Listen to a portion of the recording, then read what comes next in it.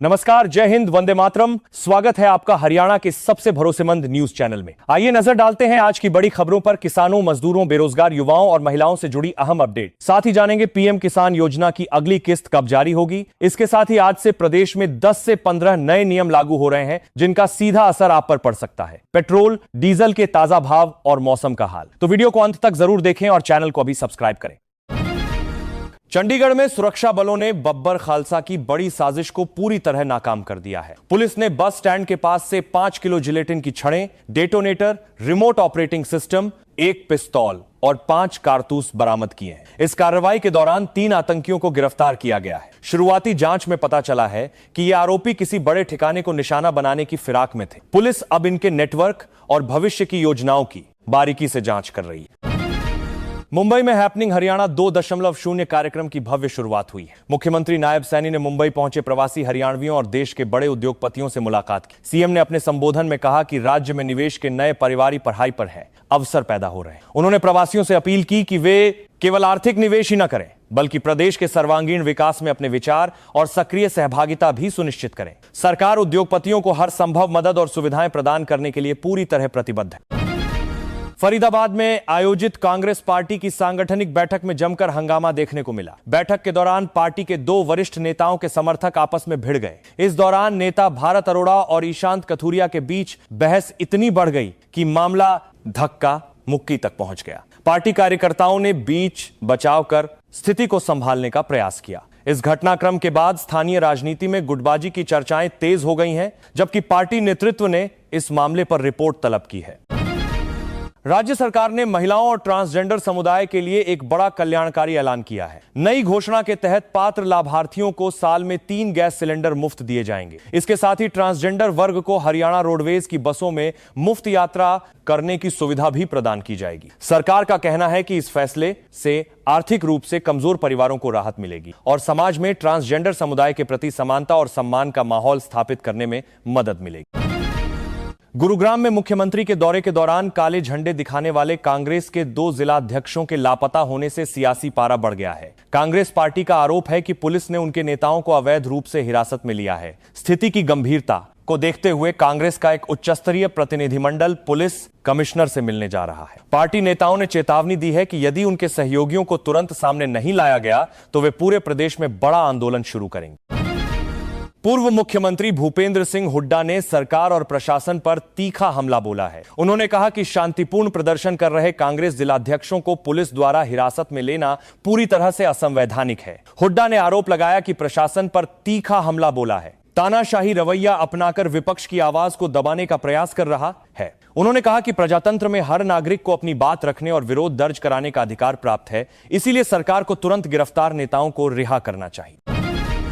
विद्यार्थियों के लिए परिवहन विभाग की ओर से एक राहत भरी खबर सामने आई है। अब राज्य सरकार की नई ई बसों में भी छात्रों के बस पास पूरी तरह मान्य होंगे। पहले इन इलेक्ट्रिक बसों में पास को लेकर छात्रों और बस स्टाफ के बीच असमंजस की स्थिति बनी रहती थी। परिवहन मंत्री ने स्पष्ट निर्देश जारी किए हैं कि किसी भी छात्र को ई बस में यात्रा करने से न रोका जाए। इस निर्णय से रोजाना कॉलेज और स्कूल जाने वाले हजारों विद्यार्थियों को लाभ मिलेगा।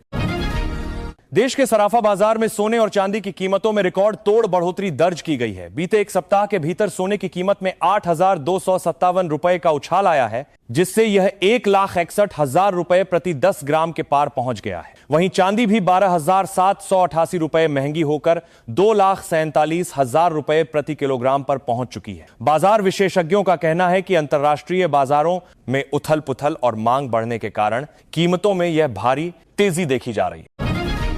भारतीय मौसम विज्ञान विभाग यानी आईएमडी ने आगामी सितंबर महीने के लिए बारिश का अलर्ट जारी किया है। पूर्वानुमान के मुताबिक सितंबर में मानसून की गतिविधियां बेतरतीब रह सकती हैं और कुल बारिश सामान्य से कम होने की संभावना है। मौसम वैज्ञानिकों ने बताया कि प्रशांत महासागर में मौसमी प्रणालियों में बदलाव के कारण भारत के कई राज्यों में बारिश का वितरण प्रभावित हो सकता है। इस स्थिति से कृषि गतिविधियों पर असर पड़ने की आशंका जताई जा रही है, जिससे किसानों को सतर्क रहने की सलाह दी गई है। इंडियन नेशनल लोकदल के नेता अभय सिंह चौटाला ने भाजपा और कांग्रेस दोनों ही दलों पर हमला बोला है। उन्होंने स्पष्ट शब्दों में कहा कि हरियाणा में किसी भी कीमत पर 35 एक का जातिगत नारा नहीं चलने दिया जाएगा। अभय चौटाला ने आरोप से कहा कि बजट जारी करने के लिए लगाया कि दोनों दल अपने राजनीतिक फायदे के लिए समाज को आपस में बांटने का काम कर रहे हैं। उन्होंने कहा कि इनेलो प्रदेश में सभी वर्गों को साथ लेकर चलेगी और भाईचारे को नुकसान पहुंचाने वाली हर साजिश का पुरजोर विरोध करेगी।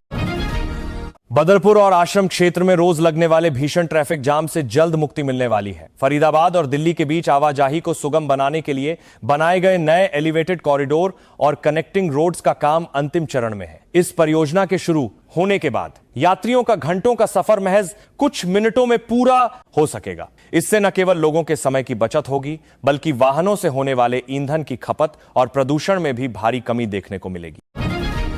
केंद्रीय वाणिज्य एवं उद्योग मंत्री पीयूष गोयल ने जापानी कंपनियों को भारत में बड़े पैमाने पर निवेश करने का न्योता दिया है। उन्होंने एक शिखर सम्मेलन को संबोधित करते हुए कहा कि जापानी उद्योगपति भारत के बढ़ते बाजार का लाभ उठाएं और सुजुकी कंपनी की तरह ऐतिहासिक सफलता की नई इबारत लिखें। सरकार ने विदेशी निवेशकों के लिए नियमों को काफी सरल बनाया है। भारत में विनिर्माण और नवाचार के बेहतरीन अवसर उपलब्ध हैं, जिससे दोनों देशों के व्यापारिक संबंधों को एक नई मजबूती मिलेगी।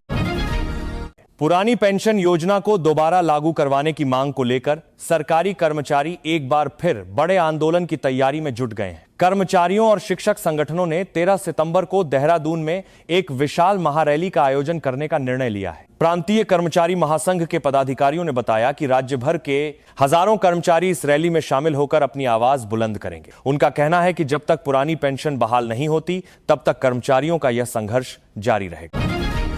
भारत और श्रीलंका के बीच खेले जा रहे दूसरे टेस्ट मैच के पहले दिन भारतीय बल्लेबाजों ने शानदार प्रदर्शन किया है। युवा बल्लेबाज देवदत्त पडिक्कल ने बेहतरीन बल्लेबाजी करते हुए शतक जड़ा, जबकि कप्तान शुभमन गिल ने भी शानदार अर्धशतकीय पारी खेली। दोनों बल्लेबाजों की समझदारी भरी पारियों की बदौलत भारत ने पहले दिन का खेल खत्म होने तक 300 से अधिक रन बना लिए हैं। श्रीलंकाई गेंदबाज भारतीय बल्लेबाजों पर अंकुश लगाने में पूरी तरह से असमर्थ साबित हुए।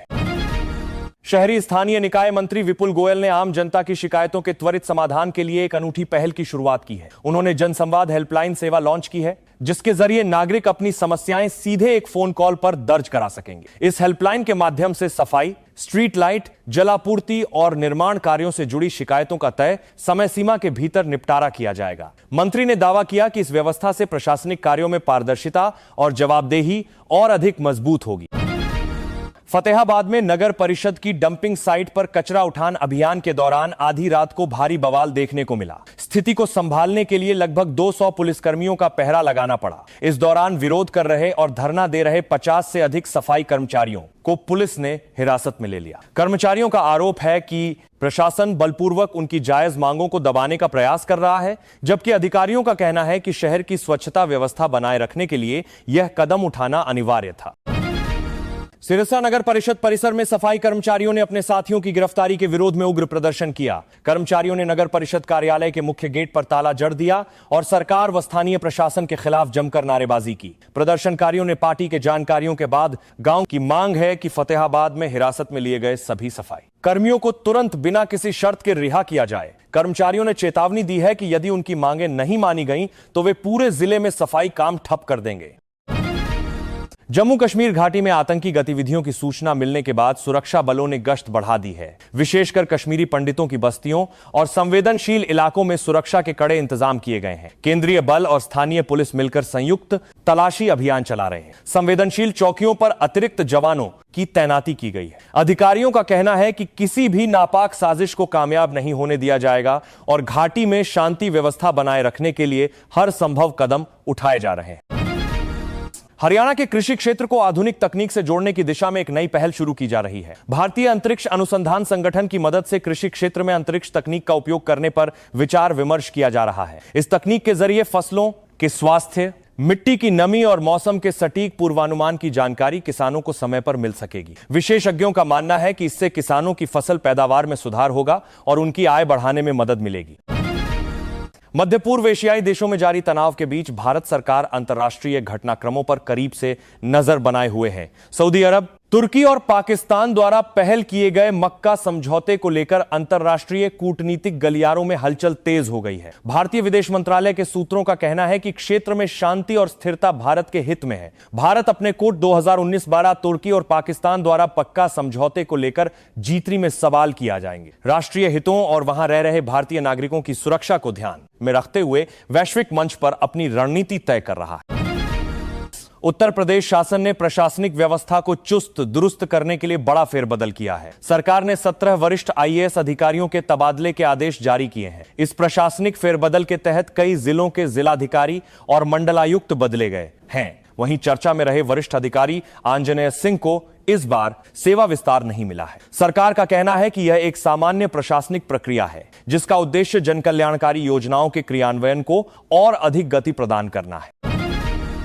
देश के घरेलू बाजार में चीनी की पर्याप्त उपलब्धता बनाए रखने और कीमतों को नियंत्रण में रखने के लिए केंद्र सरकार ने कड़े कदम उठाने शुरू कर दिए हैं। चीनी की संभावित किल्लत से निपटने के लिए सरकार नए उत्पादक देशों से चीनी का आयात करने की नीति पर काम कर रही है। खाद्य एवं सार्वजनिक वितरण मंत्रालय के अधिकारियों के अनुसार समय रहते आयात निर्णय लेने से देश में चीनी के दाम स्थिर रहेंगे और आम उपभोक्ताओं की जेब पर अतिरिक्त बोझ नहीं पड़ेगा।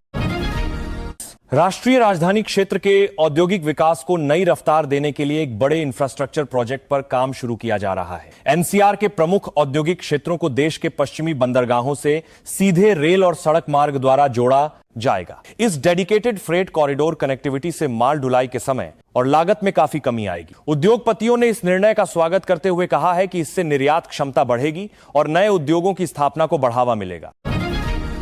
बैंक से लोन लेने वाले और ईएमआई चुका रहे ग्राहकों के लिए चिंताजनक खबर आ सकती है। भारतीय स्टेट बैंक की एक हालिया शोध रिपोर्ट के अनुसार आगामी अक्टूबर महीने में रिजर्व बैंक द्वारा ब्याज दरों में संशोधन किया जा सकता है, जिससे होम और ऑटो लोन की ईएमआई महंगी होने के आसार हैं। रिपोर्ट में कहा गया है कि वैश्विक बाजार में अनिश्चितता और महंगाई के दबाव को देखते हुए केंद्रीय बैंक सख्त कदम उठा सकता है, जिसका असर आम कर्जदारों पर पड़ेगा।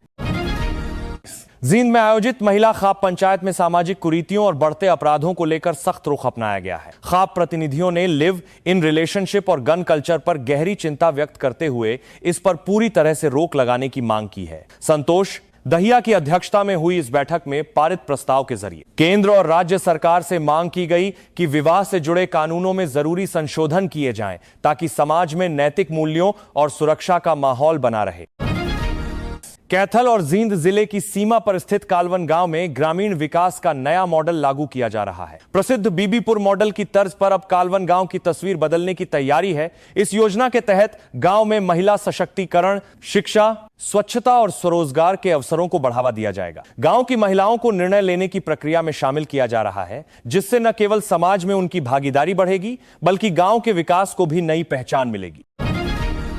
हिसार जिले के खरड़ अलीपुर गांव के खिलाड़ियों के लिए एक बड़ी सौगात की घोषणा की गई है। गांव में 5.32 करोड़ रुपए की लागत से एक अत्याधुनिक मल्टीपर्पज कुश्ती हॉल का निर्माण किया जाएगा। खेल मंत्री ने शिलान्यास समारोह के दौरान कहा कि इस इंडोर स्टेडियम में पहलवानों के लिए आधुनिक मैट, जिम और प्रशिक्षण की बेहतरीन सुविधाएं उपलब्ध कराई जाएंगी। इस परियोजना के पूरा होने से स्थानीय खेल प्रतिभाओं को राष्ट्रीय और अंतर्राष्ट्रीय स्तर पर उभरने का मौका मिलेगा।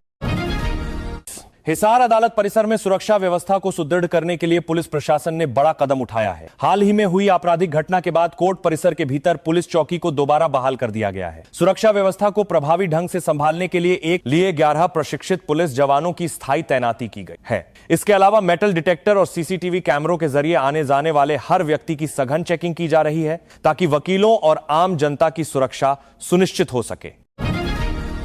हरियाणा में मौसम के मिजाज में लगातार बदलाव देखा जा रहा है। मौसम विभाग ने आज राज्य के 3 जिलों में मूसलाधार बारिश का अलर्ट जारी किया है, जबकि 14 अन्य जिलों में हल्की से मध्यम बूंदाबांदी की संभावना जताई गई है। वैज्ञानिकों के अनुसार बंगाल की खाड़ी में बने नए निम्न दबाव के क्षेत्र के कारण मानसूनी हवाएं एक बार फिर सक्रिय हो रही हैं। हालांकि तापमान में हल्की गिरावट आई है, लेकिन कई इलाकों में उमस भरी गर्मी लोगों को परेशान कर रही है। महाराष्ट्र के नागपुर में एक औद्योगिक इकाई में जहरीली गैस के रिसाव से बड़ा हादसा हो गया। क्लोरीन गैस का रिसाव होने के कारण आसपास के इलाके में हड़कंप मच गया और भगदड़ जैसी स्थिति बन गई। गैस की चपेट में आने से 40 से अधिक लोगों को सांस लेने को काम कर रहे हैं और गैस को रिसाव होने के कारण में भारी तकलीफ हुई। जिन्हें तुरंत पास के अस्पताल में भर्ती कराया गया है। प्रशासनिक अधिकारियों का कहना है कि स्थिति पर पूरी तरह से काबू पा लिया गया है और रिसाव के कारणों की जांच के आदेश दे दिए गए हैं।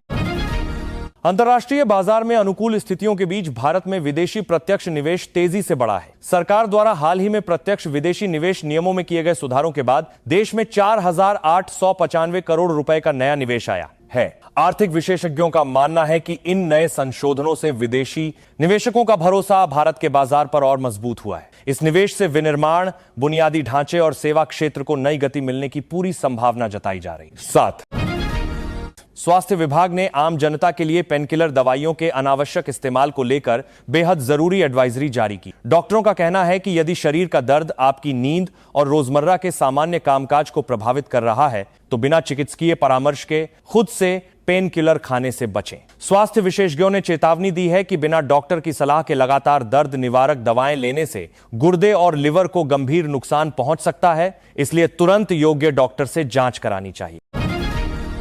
रसोई के बजट पर एक बार फिर महंगाई की मार पड़ी है। पिछले 10 दिनों के भीतर बाजार में प्याज की कीमतों में 20 रुपए प्रति किलो तक का भारी उछाल दर्ज किया गया है। थोक व्यापारियों का कहना है कि प्रमुख उत्पादक राज्यों से आपूर्ति प्रभावित होने के कारण यह तेजी आई है। आने वाले दिनों में त्योहारों की मांग बढ़ने से प्याज के दामों में और तेजी आने की संभावना जताई जा रही है, जिससे आम आदमी और गृहिणियों के रसोई का बजट काफी प्रभावित हो रहा है।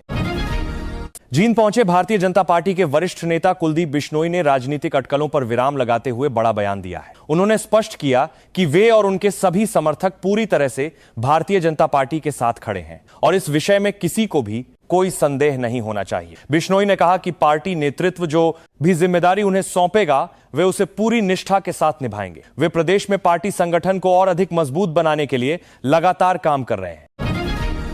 शेयर बाजार के प्राइमरी मार्केट में एक बार फिर आईपीओ की बहार देखने को मिल रही है। आने वाले हफ्ते में शेयर बाजार में 10 नई कंपनियों के आईपीओ दांव लगाने के लिए खुल रहे हैं। ग्रे मार्केट में भी निवेशकों का काफी उत्साह देखा जा रहा है और कुछ कंपनियों का जीएमपी 345 रुपए तक पहुंच गया है। बाजार विश्लेषकों का मानना है कि मजबूत आर्थिक आंकड़ों और बाजार में नकदी के बेहतर प्रवाह के कारण निवेशक प्राइमरी मार्केट में जमकर पैसा लगा रहे हैं।